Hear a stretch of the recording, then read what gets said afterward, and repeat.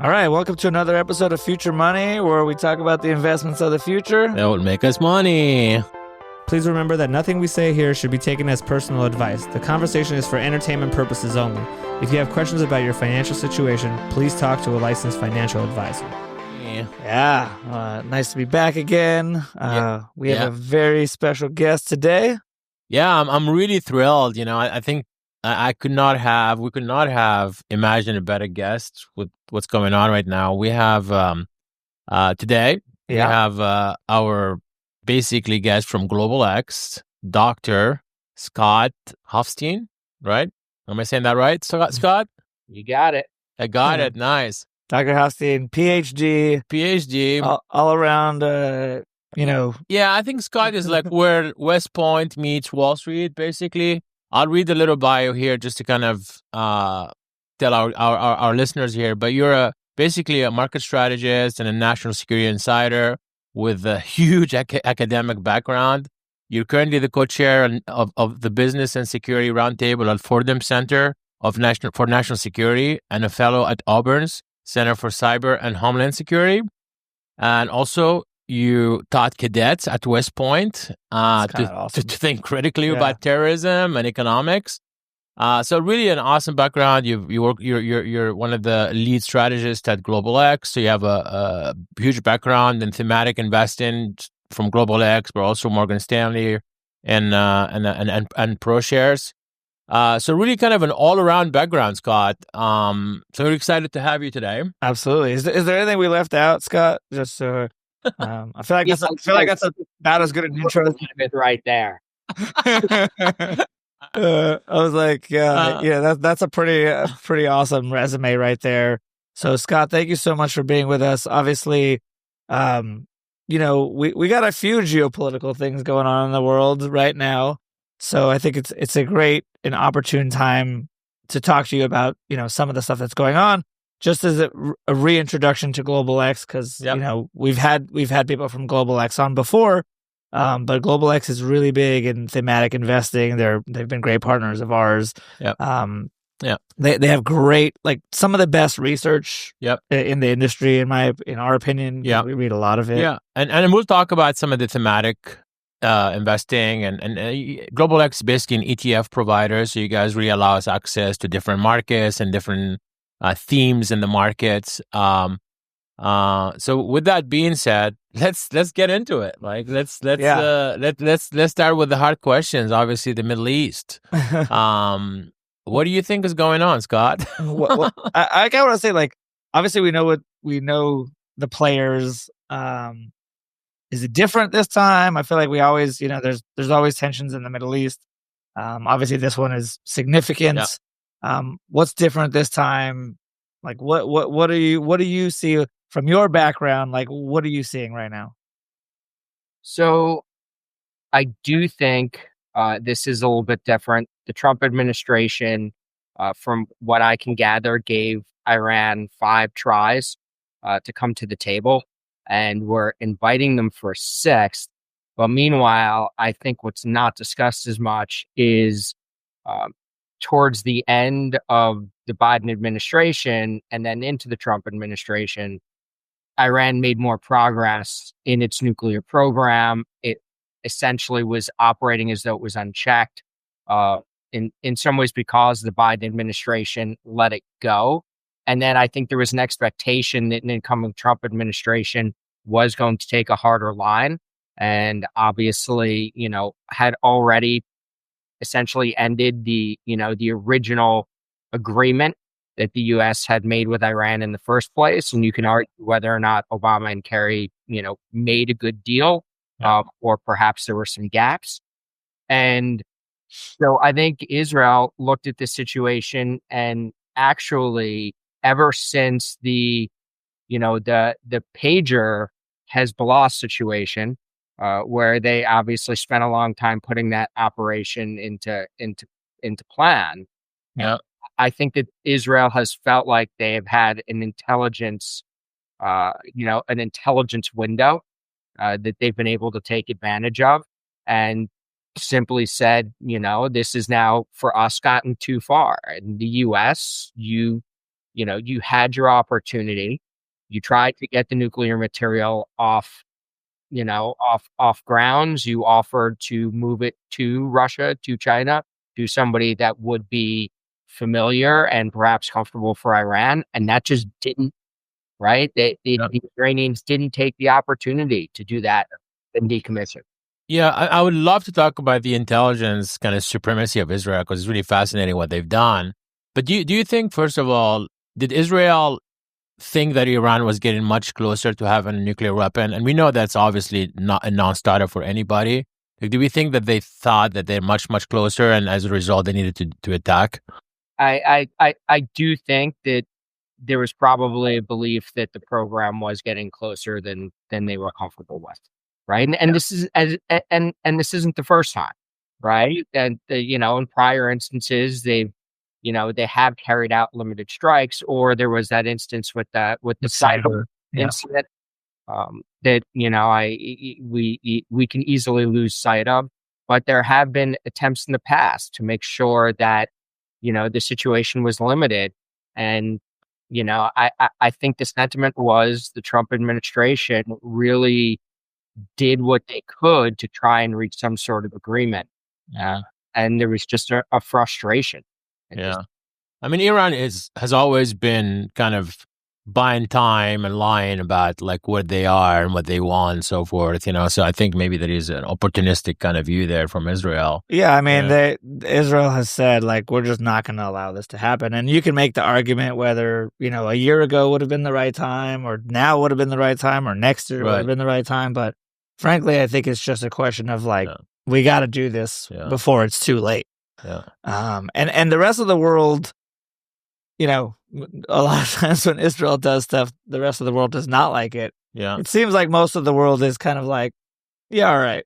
We're on board with this. Just kind of let's obviously limit casualties and things like that. But I think everybody agrees that Iran should not have a nuclear weapon. Yeah, and it's important to kind of differentiate between the Iranian people and the regime. 100%. Yeah, no, because that's really the problem, right? I mean, we have friends and friends from Iran who are they're stuck, unfortunately, under this regime. Yeah, Scott, do you think that do you think Israel will stop here, or do you think this conflict will will have boots on the ground? I mean, we heard about the aerial supremacy of Israel now, and like there is the Fordham nuclear enrichment site, and like where do you think this goes from here?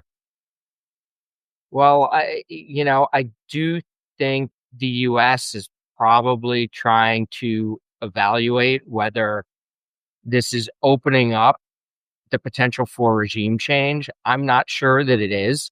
I think that might be wishful thinking, but clearly, the president's messaging around this, that the war could escalate is opening that possibility.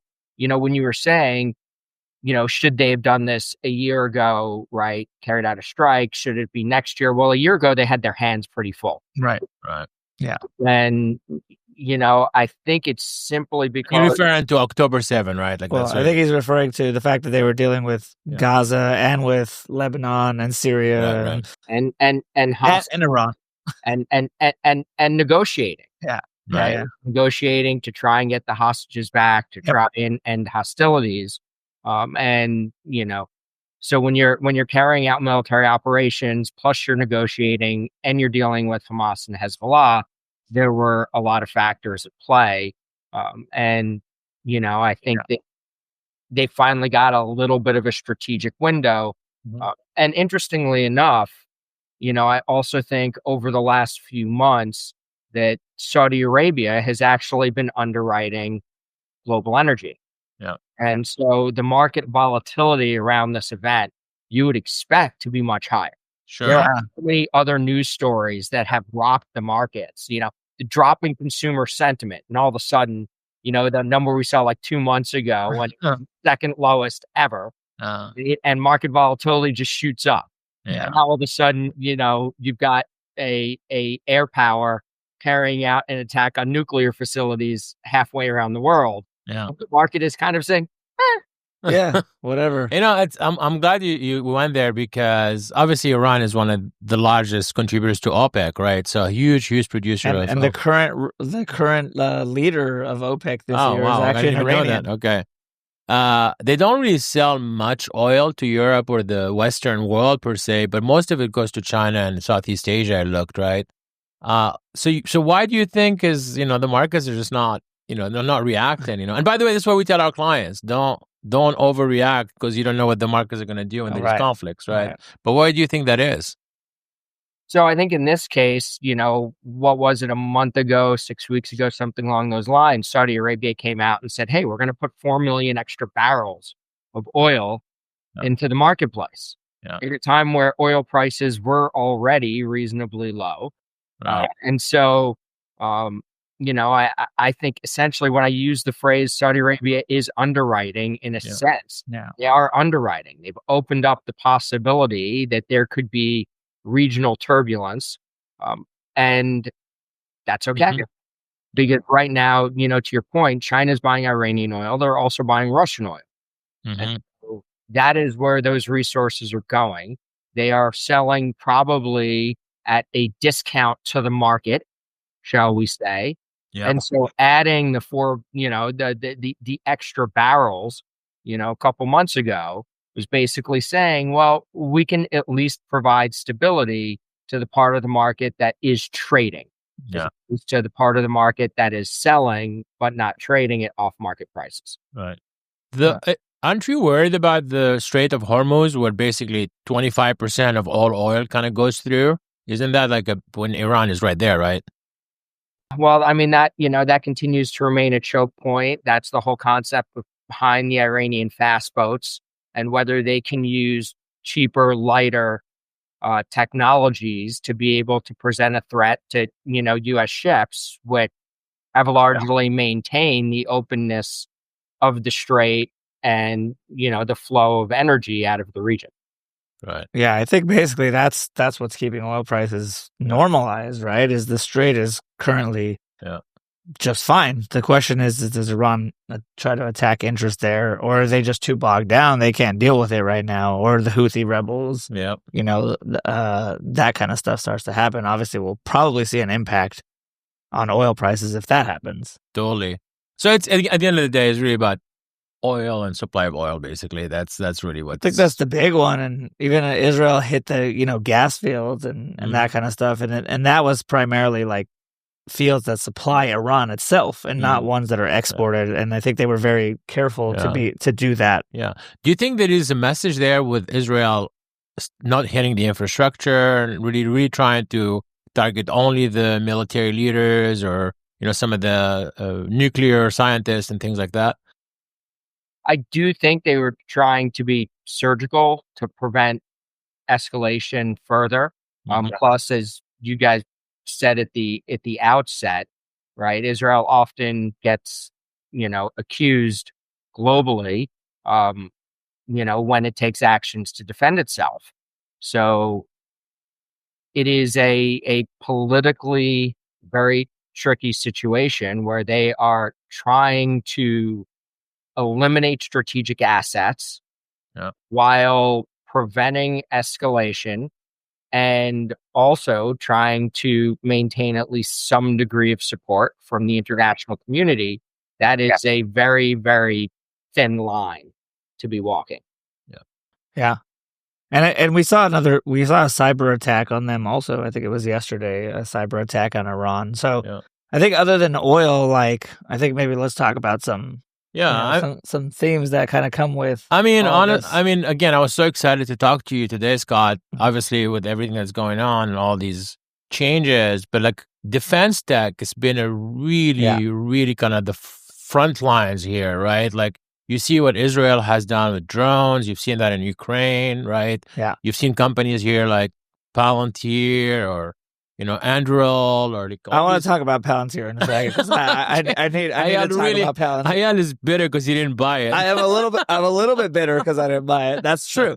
But I need to talk about. He's talking about valuations. Ayal, come on, don't be silly. So now that we're on it, let's just do it. I'll get to that in a minute. So Scott, like first of all, let's maybe talk about thematic, right? Like Global X is kind of the leader in thematic investing, right? And defense tech is one of those themes that's really rising, especially in a world that has a lot of conflict and a lot of uncertainty. Maybe talk through who are the players and what's happening there. Yeah. So, it is, you sort of alluded to this. It's a different world when a $20,000 drone can take out a $20 million sophisticated airplane. Right. It's actually funny. On my flight back from Australia, which I, got back to the US a little bit later than expected, given I suspect some security concerns and some, attempt to, do some extra screening as people were coming into the country with everything going on. So I got back late last night, but I was watching a series called Rogue Heroes, which is about the formation of the British SAS. And really the innovation of David Sterling was, why don't we destroy planes on the ground instead of trying to destroy them in the air, where we know they don't have superiority. And it's very easier. All of a sudden, right now, like fast forward, literally, like 80 years, Ukraine is basically like, we should really do that too. That's fine. Yeah, right. You're talking about the operation in Ukraine last 2 weeks ago, right? Yeah. Where they basically took out 30% of Russian airplanes, right? Yeah. I mean, it was Siberia, which is crazy. It was pretty remarkable. And so what that's really pointing to, right, is a future where defense technology is more automated, where it is faster, it is lighter, and it is driven by intelligence at its core. Right. And we talk about aerial drone capability, but from my understanding, there are actually units in Ukraine that are mounting weapons on ground-based drones, right, to try and achieve tactical superiority in situations that might otherwise be too dangerous for groups of people to be attacking. And so we're really, the big platforms that we need to deploy, and particularly for the United States, by the way, which really remains the only country that has global deployment capability. Yeah. We have over 80 bases, right, all over the world. It's basing, it's aircraft carriers. Keep in mind, every aircraft carrier has an accompaniment of ships, ships that go with it. And so, those platforms allow for deployment. They're expensive. They're not going anywhere. They need to get smarter. And so, what do we want to be thinking about? Sensor technology, data feeds. But add that onto the big platforms. And then how do you deploy your drones from around the world? Well, again, that's platform based. So it's both lighter, smarter, faster, which, by the way, is good in the long term for profit margins for defense technology companies. You asked about, defense tech. So for us, that's a mixture of the traditional industrials, but without civilian aerospace, because that's a separate category. Most people have put together aerospace and defense. The advantage you have if you're a thematic investor is, you can chop up the world a little bit differently. You can really try and target in on the areas that you think are relevant from a growth and a margins perspective. And so we do have the industrials that are tied to the traditional defense space, but then we have the technology component layered in. And so, for us at Global X, it's actually our second fastest fund to go from $1 billion to $2 billion. So we have seen both a good degree of appreciation of these assets, because I think people have recognized, whether it's the United States with our $1 trillion defense budget, which is probably going to come after the big, beautiful bill. We'll see. Or you look over in Europe, where they're talking about taking NATO spending from 2% to 3% of GDP.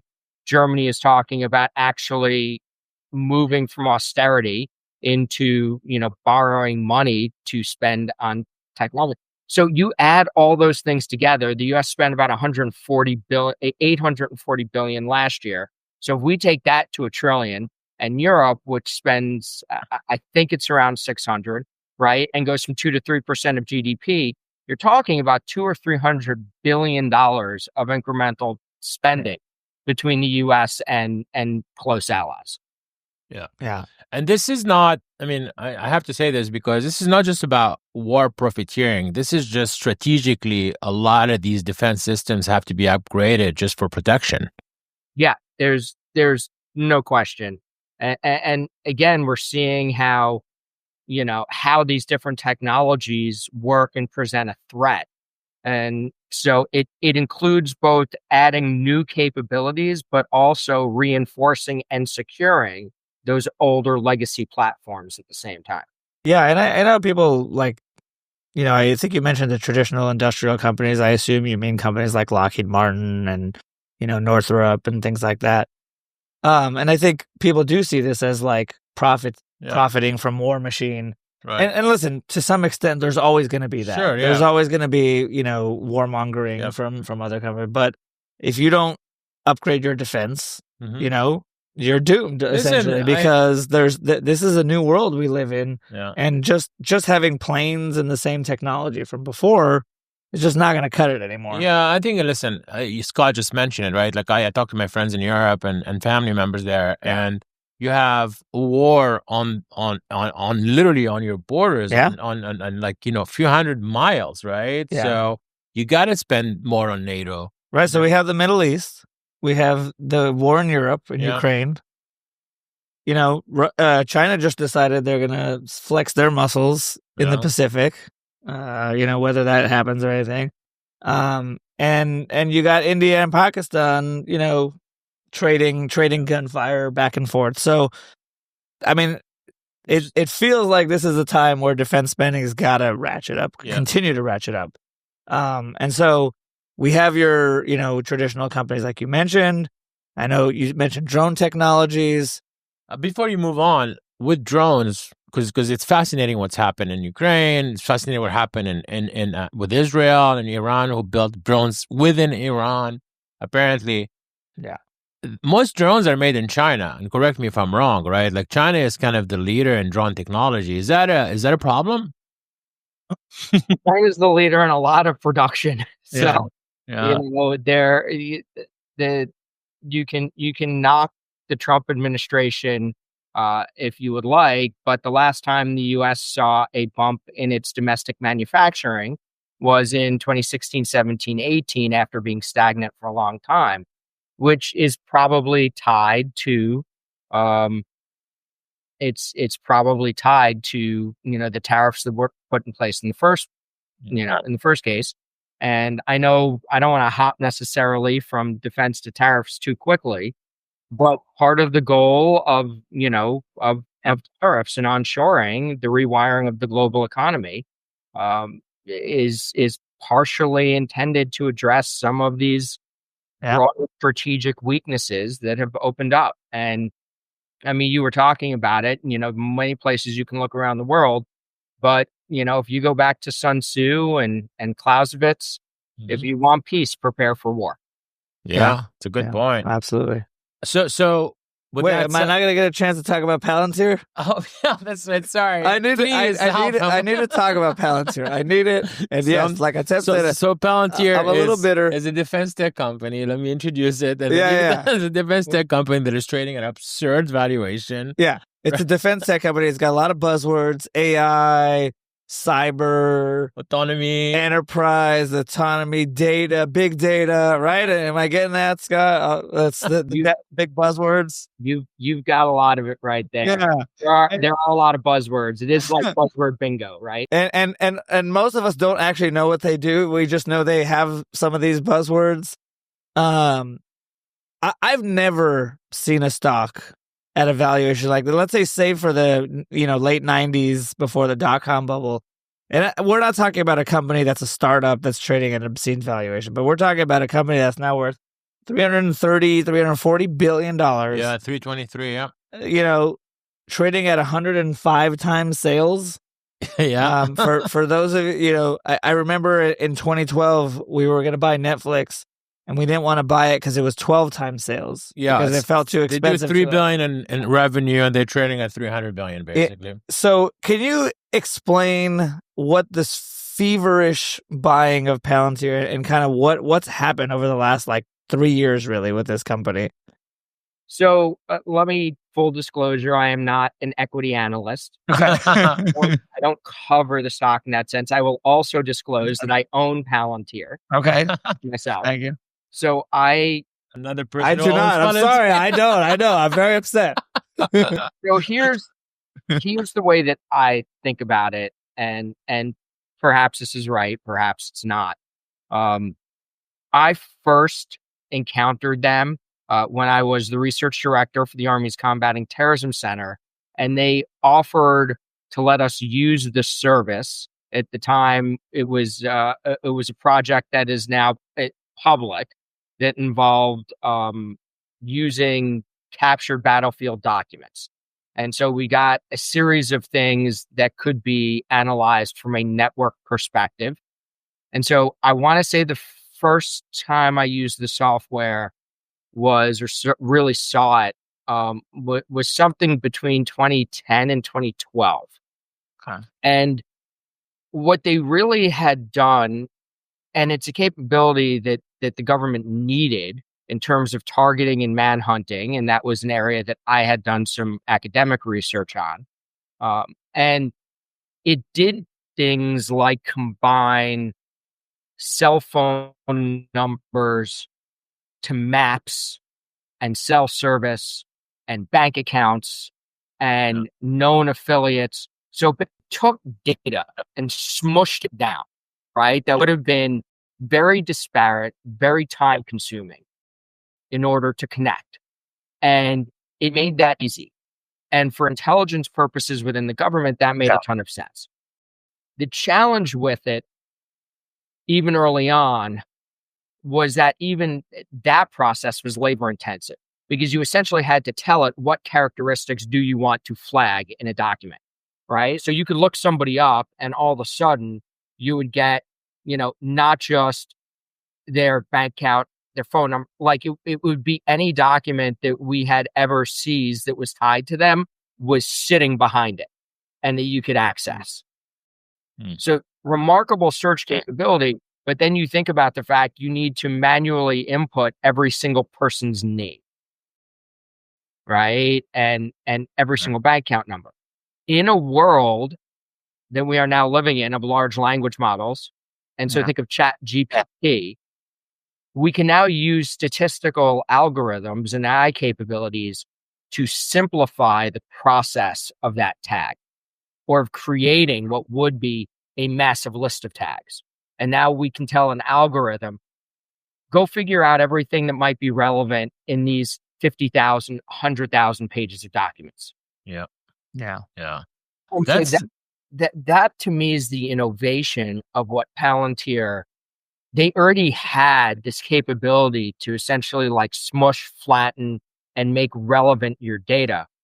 Yeah. If you then simplify that, the layering that goes into that with a large language model, I think that is a very, very powerful intelligence platform that probably cuts across, not just government, but ultimately into the private sector. So I think that's where people are seeing the opportunity for this. Yeah. Is that if you put those two technologies together, you can become a lot smarter than you were. Right. I mean, obviously, undoubtedly, when you look at what happened in Israel, the value of that information to target and figure out where operatives are and internally, I'm sure all that data helped them figure out how to operationally do these really complex kind of operations, right? Yeah, for sure. But also, I think everything is priced in for Palantir. I keep saying that, but the stock keeps going up, and that's true until it's not. It's kind of what I always say. What Buffett always says, it's really how much valuation matters in the end at some point. And so, and yes, I'm slightly bitter that I don't own it. It's okay. And actually, we don't own it for clients. We own it through some of the funds that we own. Yeah. But again, for us, it's really about valuation. But it's really interesting to see how these new technologies and AI are really impacting the field, and that's kind of where the innovation is.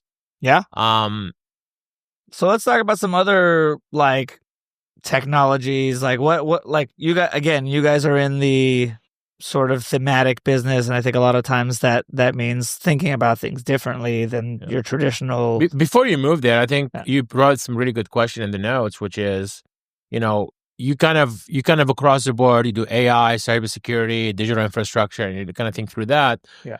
Through the Center of Cyber and Homeland Security, like what keeps you up at night? Like what is like one of the things that, really, you wake up like, shit, I don't know what's going to happen here.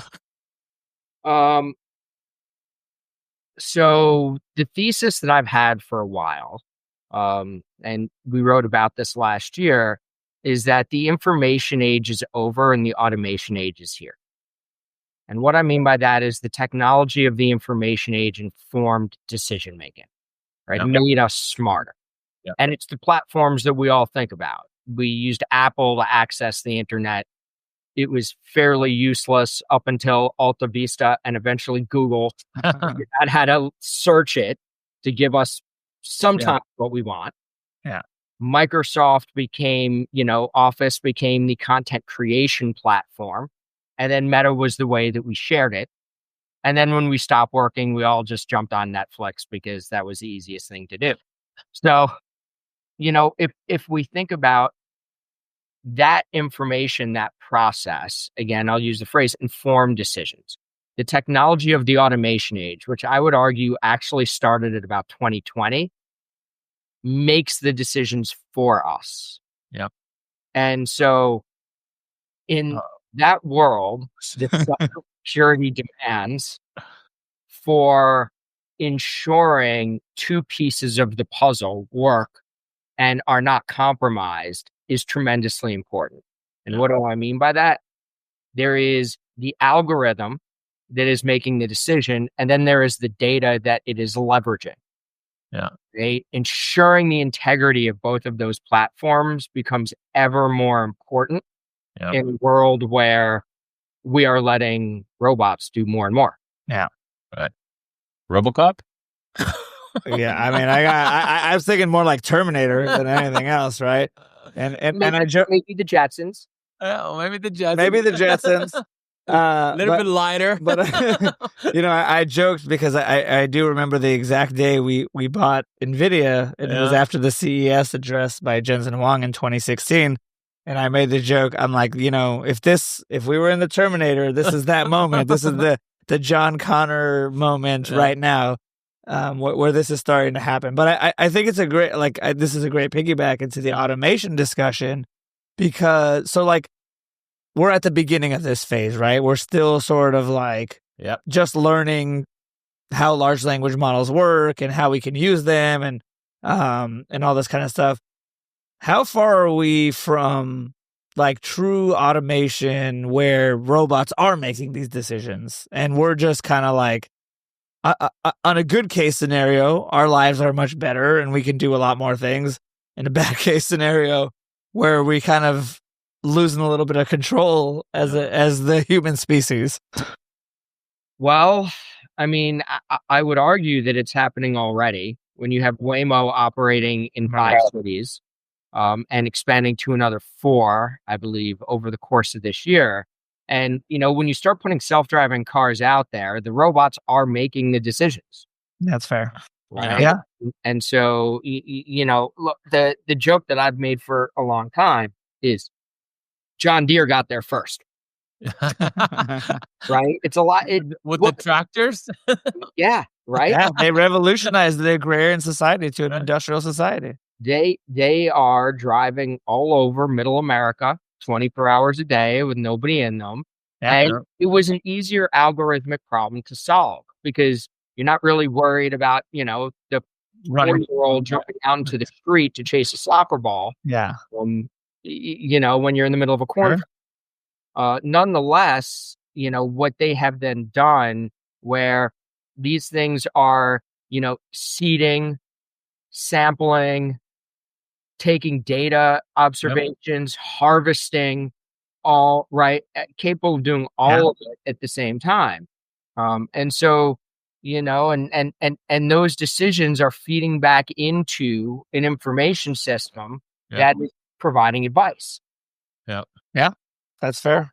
And by the way, that's great for humanity, right? Like, I mean, I think that's it's really easy to say the robots are going to take over and it's going to be bad, but a lot of Waymos are amazing. Like I use Waymos here all the time. It's a fantastic product.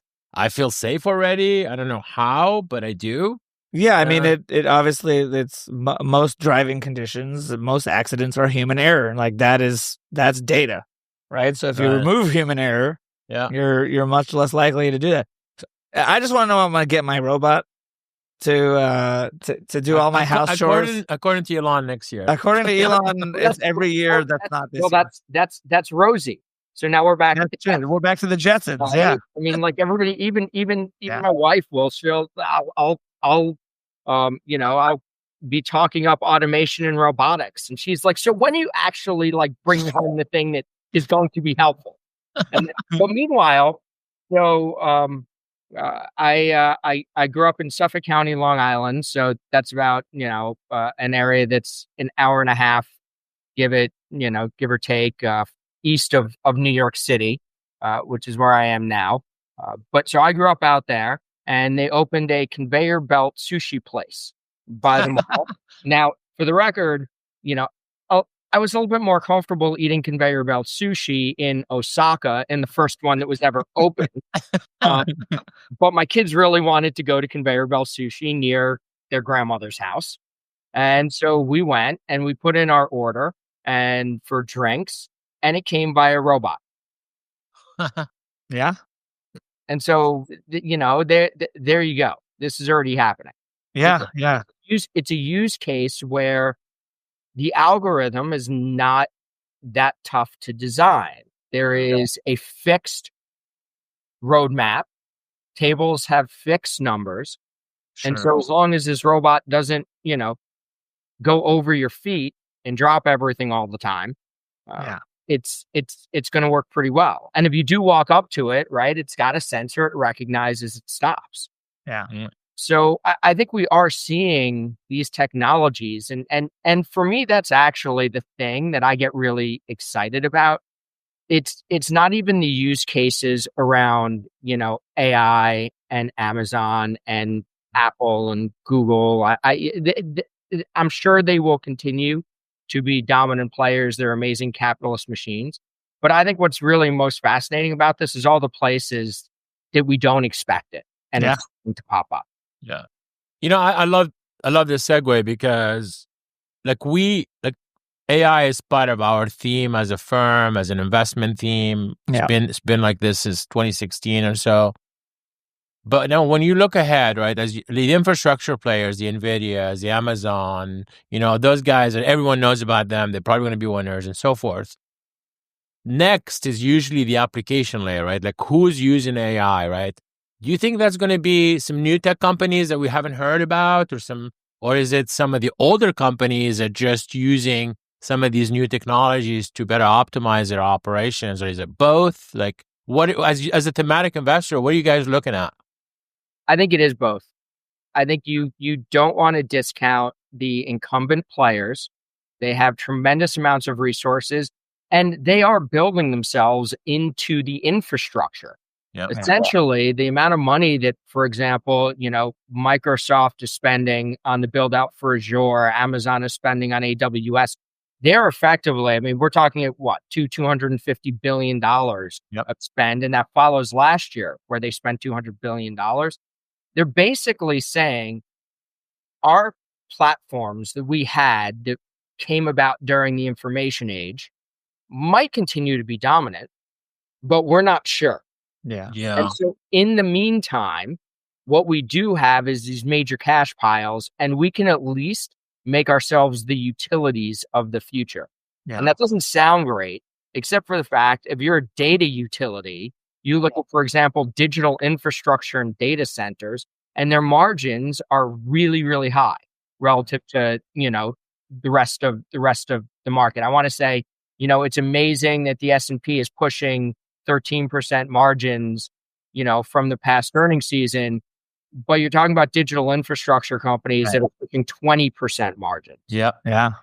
And so, it's building yourself into utility doesn't sound interesting, but it doesn't mean it's not going to be profitable. At the same time, I never, I don't like to discount entrepreneurship and the innovation dynamism, particularly in the US, where I think we just have a structure that supports that. And so I do think there will be new players that pop up, whether they get acquired, whether or not they can break through, right? Like an OpenAI that, maybe it's a little bit of both. Yeah, think about that. I mean, 2.5, 3 years ago, like OpenAI was like a concept. Yeah, 800 million users. You know what I mean? Like, so like we're seeing it. Like we just talked about Palantir. Like Palantir was like, like a thought. Yeah. It was like, before the AI sort of like really kicked in. Right. And now it's a $330 billion company, So like there are players and even companies like NVIDIA, right? Like we think about it now. Everyone knows NVIDIA now. Right. But when we talked about it 8 years ago or even 5 years ago, like this is a company that made video game chips, totally. And they're they've been around since the early 90s. Like, and all of a sudden they're the biggest company in the world, give or take whatever day it is. I really want to talk about, because as you said, there is a U.S. supremacy in technology. But and I was looking at these numbers, like us and Europe were like had the same GDP 15 years ago, and now we're double GDP simply because of our tech prowess, right? Yeah. But you've seen China kind of pick up, especially like when you think about AI and these, the DeepSeek moment and some of these models that are coming out from Xiaomi and all the other companies, and how really, especially in like the open source play, like China is kind of becoming a big player. They're already big in EVs, already big in other tech, now in AI too. What do you think about that going forward? And is that really the next battle for us? Well, I hesitate to use the phrase battle. Yeah. And I do think so far, U.S. innovation has remained quite high quality while supporting, as you highlight, very fast growth. Yeah. I think that there are other countries around the world that have been innovating, but it's not sustainable, or it is not as high quality as we've seen in the U.S. Whether or not China can bridge that gap and begin to innovate both in a fast and sustainable technology sort of way, I do think that's the next question. So there's issues around AI superiority, and you did highlight we have what is the largest artificial intelligence fund, thematic fund in the market. It's been out there for a number of years. It sort of caps your mega cap tech exposure. And so an area that we think is undergoing, a lot of development, and I don't think China wants to be left out in that innovation. And so I do think China are the largest buyer of robots in the world. And I do think they're going to continue to try and figure out how they can push the limits, continue to advance. So is that the next area? I would argue that I don't want to use the phrase arms race, but I think that's what it is. It's automation arms race. Yeah, for sure. Player. Yeah. And I think, I think China, US, Europe, I think we have three. Like obviously our capital markets lend to innovation, right? Like that's a big part of why we have all this innovation. Yeah, we reward risk. We reward risk and it's money. Right. For lack of a better word, money is incentivizing people to create these enormous technologies versus China where it's state sponsored, right? It's more like, China needs to be dominant. China needs to be, and we have that on our side also, but we have a different means to getting there. Europe is kind of stuck in this idea that, it's a pseudo-capitalistic, pseudo-socialistic. They just like vacations. They like a lot of vacations. And there's just, you don't have the benefit of the capital markets of the U.S. And you don't have the, authoritarian, state-sponsored, tech boom that's happening in China. So they're kind of like left in the middle. Well, let me rephrase my question a bit better, because I think that's something that comes up a lot with our clients is, do we like, I personally feel like we want to trading with even your frenemies is better than kind of creating conflict, right? Like, even though we don't like China or we think we compete on several levels, right? Trading with them is actually better than not.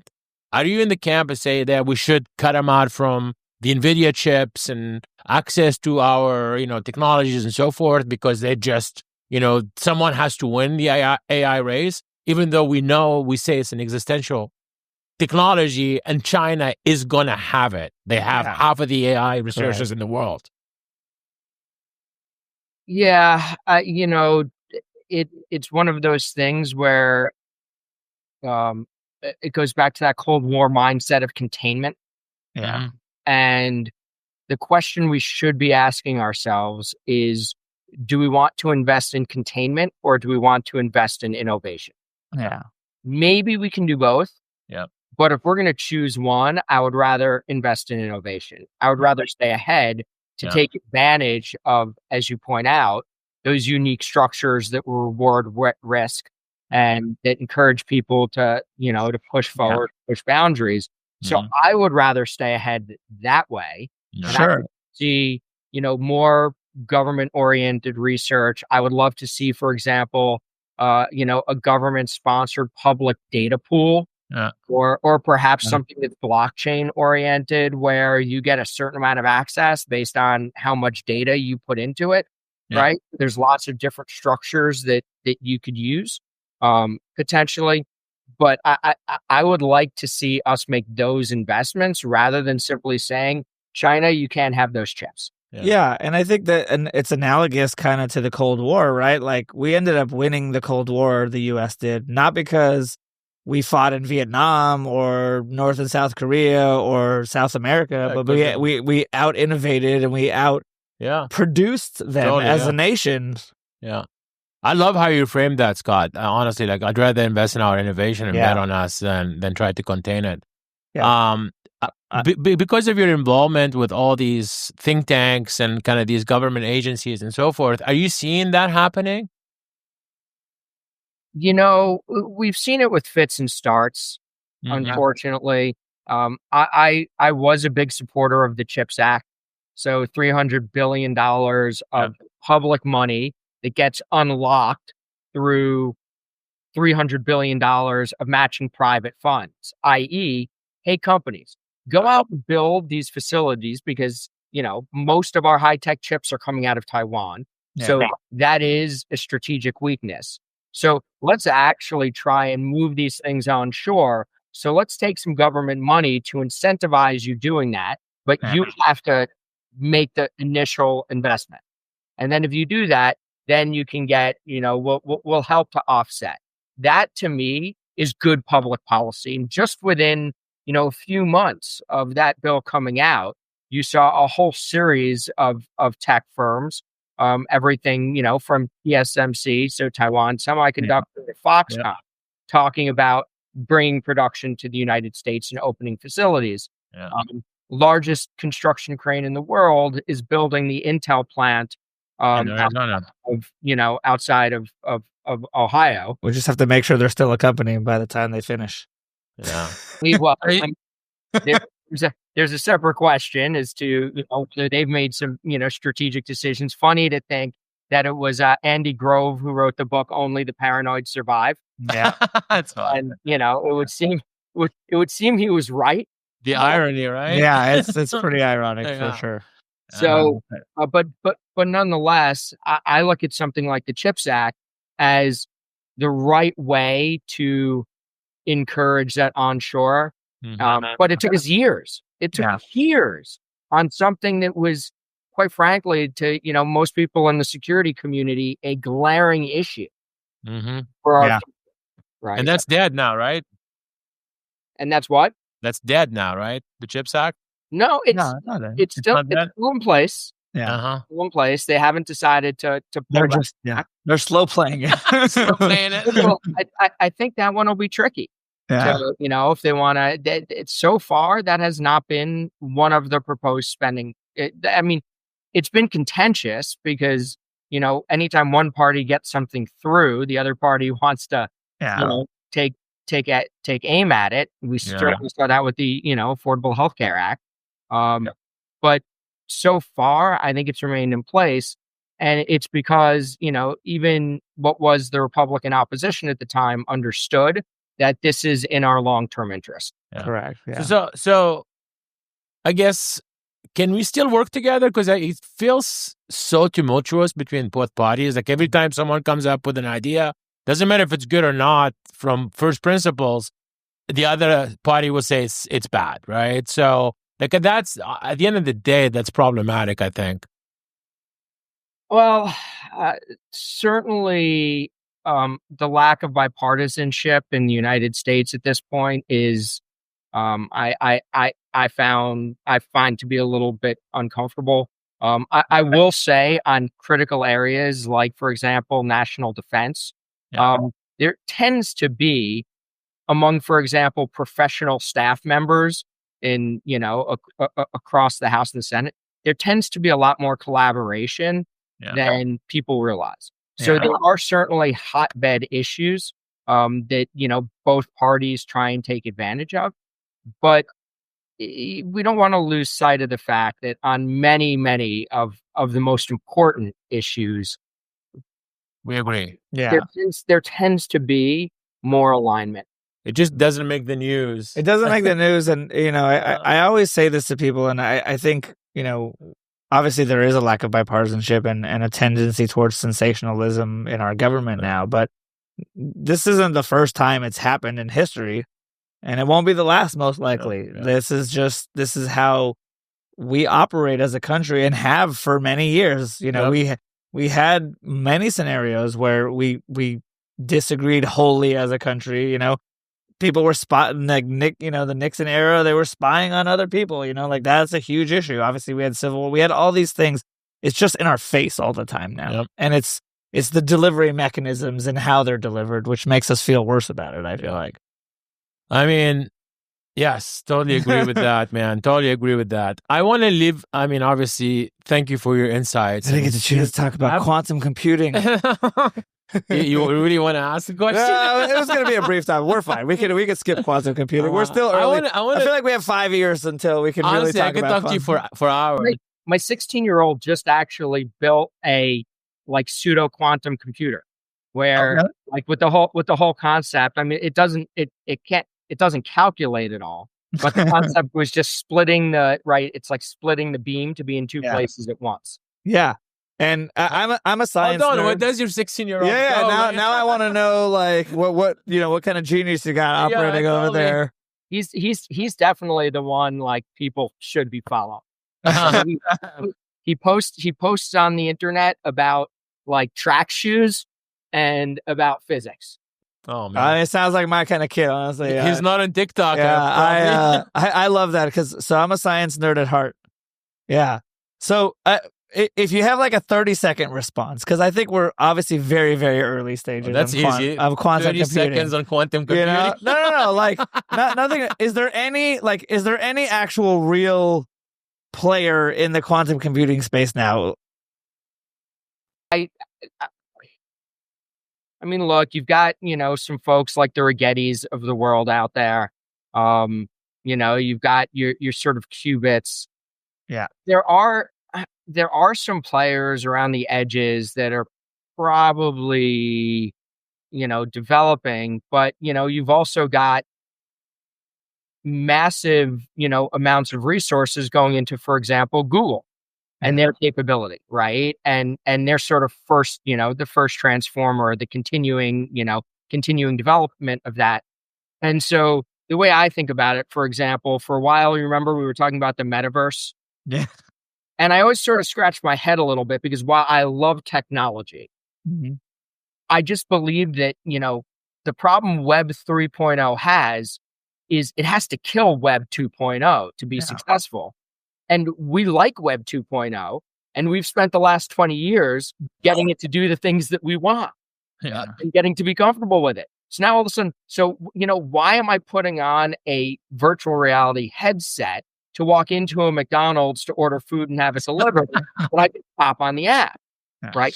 So ultimately, these technologies, there needs to be a purpose as to why we want to adopt it. And I think quantum is kind of falling into that question of, well, we can do so much with our expanding capabilities as is. And so, whereas the quantum computers that exist they can do calculations, but they don't seem to do. They're not going to do much else. A whole lot of other things. Yeah, that's a great way of putting it together. All right, I will not invest in quantum computers. I wanna leave on a positive note, man, because obviously, as I said, a lot of tensions. People are anxious out there, and our message to our clients is always: the world's always going to be very complex. Going to be a lot of issues and anxiety, but what are you optimistic about? Well, I continue to be optimistic about the U.S. economy and U.S. dynamism and a lot of the things we've been talking about. I mean, there's dark sides of innovation, but there's also tremendous positive advancements. Those self-driving tractors in the middle of the United States, and readings, for example, to know are crops, giving off enough oxygen, and can we maximize yield for food, and do it while using less, for example, pesticide or fertilizer, right, to try and get to a better outcome. Those are all things that I find really exciting. The idea of robots moving not just into services, but, for example, robots being able to help build things or identify, can we build a bridge with a different alloy that works better? Right. And those algorithms, so what I get excited about is innovation is going to touch all these different parts of the economy that so far haven't really, right? We've started seeing the last few years, for example, industrials, personal care companies, people that make things, they didn't really benefit towards the end of the information age, right? They're too asset heavy. And so I think that that's ground zero in the automation age for where we can gain leverage. So people will ask, right, when do we get a market broadening? I don't really know, because there's structural issues to a market broadening. We all overown the Mag 7 everywhere, right? We own them in our active funds. We own them in our passive funds. We own the individual stocks. But if we look for an economic broadening, where the benefits of these technologies are allowing companies to drive margins higher, and we ran 9% profit margins for the S&P 500 in the 2010s. Literally for the last 5 years, we've been running 12% or higher. Yeah, that is a tremendous impact on profitability, and the forecasts are only pushing higher. And the other thing that I get really excited about is there has never been a better time to buy growth that is profitable. When I started my career, probably when you guys did, we used to talk about growth investing versus value investing.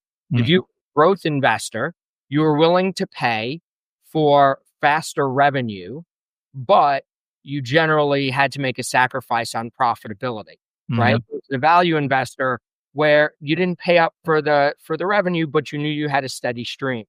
Well, so true. Margins from growth companies today are now significantly higher than value companies. And so literally, you've never been able to buy growth that is more profitable. And so all the things we talked about, whether it's data centers, whether it's digital infrastructure, we haven't talked about what I think is sort of a nuclear renaissance that's taking place, where people realize we have to power all this automation capability. And so all of a sudden, people are getting a lot more serious about nuclear sustainable power. So I think, across the board, there's just such great opportunity to buy profitable growth. Yeah, love that. I mean, It's a great way to end this, man. I wanted to thank you for for obviously your time, but also your continued insights. I think what you guys do at Global X and all the research that you give us allows us to just be smarter about the world and do our job much better. And obviously, invest for our clients on behalf of our clients and these funds is great. Yeah. Where can people find you, Scott? I know I read your newsletters religiously every month, but where can people find you? And yeah, that's it. So folks are welcome to hop on to the Global X website, Global X ETFs, etfs.com, and sign up to receive our research mailing. Alternatively, I tend to post on LinkedIn now and again. So every so often throw out, some little nuggets that I hope are wise. Perhaps they're definitely wise. That's awesome. Well, we thank you so much for your time, Scott. Yeah, thank you for jumping on after your very long haul from Australia. And also, one last thing, your 16-year-old is welcome for an internship anytime at Gerber Kawasaki. We're one block from the beach. Only one is quantum computing. Actually, quantum computes. I'm just kidding. Thanks, man. I really appreciate it. Thanks for having me, Scott.